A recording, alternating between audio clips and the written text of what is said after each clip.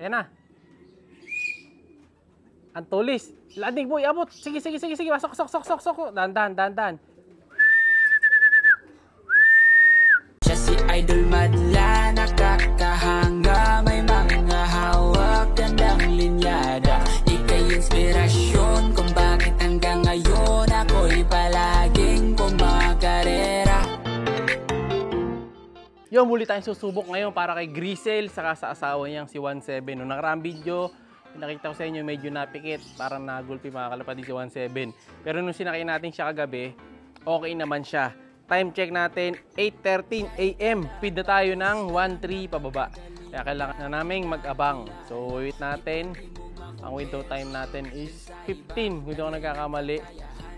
Kailangan makapag-clock tayo bago mag-20 or 25. Kasi yun na yung 1.1 eh. So, yung speed ng mga kalapate ngayon, nasa 1.99. Pinakamabilis. So, almost 1.2. Sa tingin ko may magwa 1.2 pa maigit doon dito sa gawing area natin kasi last drop nga tayo eh. Tingnan natin mga kalapad, sino mauna doon sa dalawa. Grisel versus Checkered ulit. Round, ilang round naman nila naglalaban to? Parang round 3 na yata to or 4. No? At sa mga panalo na yon, nakakadalawa na yata si Grisel or 3 versus sa isang panalo na lap winner ni 17. So, tad na rin ng certificate. Kahapon, dumating yung certificate natin para doon sa off-color, saka sa tag team na nadali natin. Sana madagdagan pa yan ngayon ni Grisel, mga kalapatid. Hindi pa natin natatapos yung ano niya ID niya. And then yun nga, may nagtatanong doon sa kapatid ni Grisel, baka i-avail niya yung hen natin na doon. Na kapatid ni Grisel, saka yung isang Luis Chu, no? So tingnan natin kung i-avail talaga niya. Solid yun. Full save mga kalapatid si ano yun, ni Grisel. Makukuha niya yun. Sakto yun, pang breed na lang niya. No? Kasi sanay na yun eh. Yun na yung next batch na ilalaban ko pag nagkataon. Pero to, wait na tayo. Focus na tayo. Kailangan dumating na siya. 15 na. Ayan na. Ang tulis. Landing boy, abot. Sige. Sok. Dandan.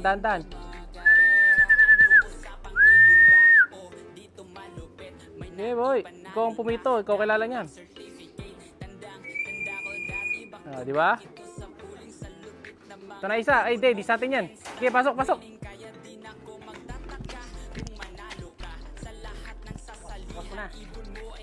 Boss. Galing Pritil na eh.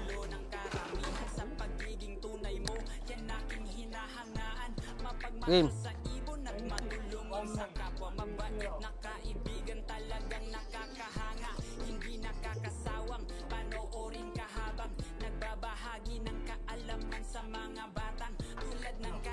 One, 154. 1154, kalagitnaan lang tayo mga kalapatid. Pero kahit paano, naabot pa rin natin yung goal natin na 20. Dumating siya, ayan o. 20 ang palugit ko sa kanya eh. Pero titingnan natin kung aarok pa to. May kasabay siya, isa. Kasabay niya yung dito sa kabila. Ang tulis, kitang-kita ni tatay dito sa malayo ha. Di ko nakikita eh, nakatabing ako dito eh. Kanina inaabangan ko siya dito sa pwesto. Hindi lumitaw. Naunahan pa rin naman niya si 17. Hintayin natin si 17.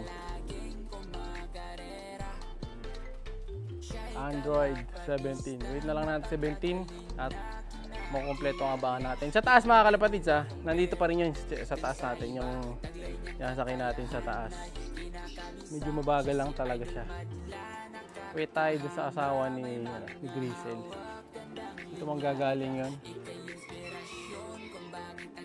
Anytime soon, lalabas na yun. May kasabay din sila, tatlo, ano sila, bali 5 na batch. Kaya late siya mga kalapatid, siya naka-breakaway eh. No, hindi niya nagawa yung siya lang, wala siyang ibang kasabay na kalapate. Yun na nga mga kalapatid, sa Sop Now sa rank eh, possible number 7 lang tayo sa cluster. Pero di bale, kung sakali may chance pa rin pumasok. Pero pag may lags, masisipa. Kasi nung nakaraan, sa huling tingin ko, di ba number 2 tayo sa last na karera natin. Kaso may lags pala, 3. So yung 3, umatong doon sa ibabaw namin sa cluster. Ang nangyari, naging number 5 tayo sa nakaraang polling. No? Pero di bale, ganun talaga, panalo ay panalo pa rin mga kalapatid. Pero ngayon, sa off-color, Sino 3? Ngayon, May nadagdag pa. May nadagdag pa mga kalapatid. So, 7.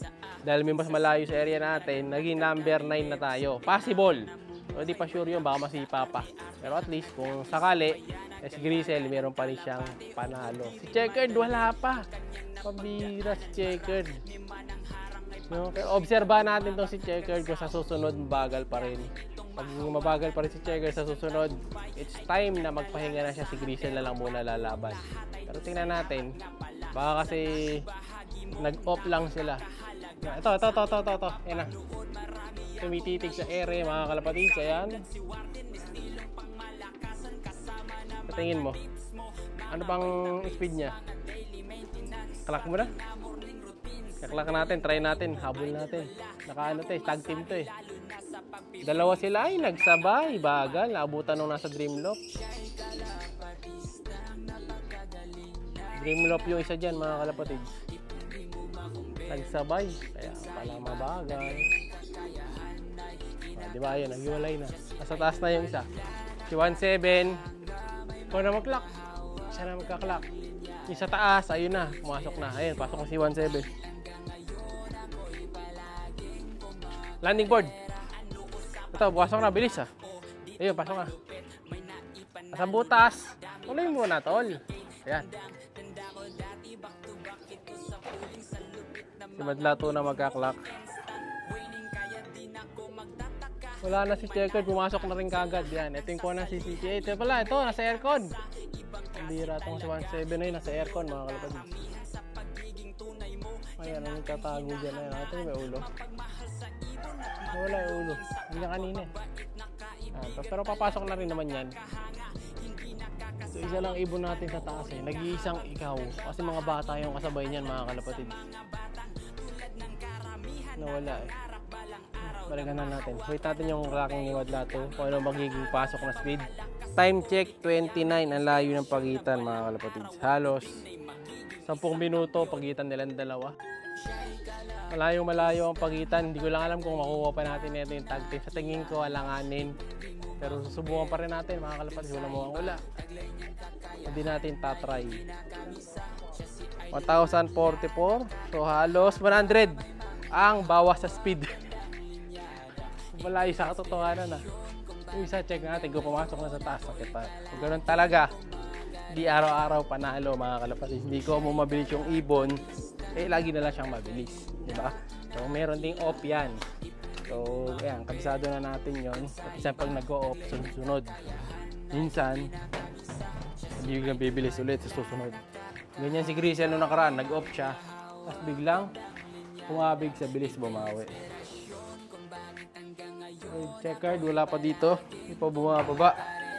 Tula ko na. Wala pa sa taas Ayan siya, ayan Uwi na boy. Okay, pasok. Ito pa to, ang daling kausap na ito. Pasok agad. Ito, pasok. Ito na. Nag-iisang ikaw. Pasok.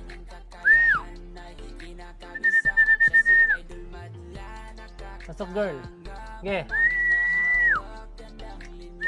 Sok. Pasok na. Itong pumasok. Ito malalapitan Yun.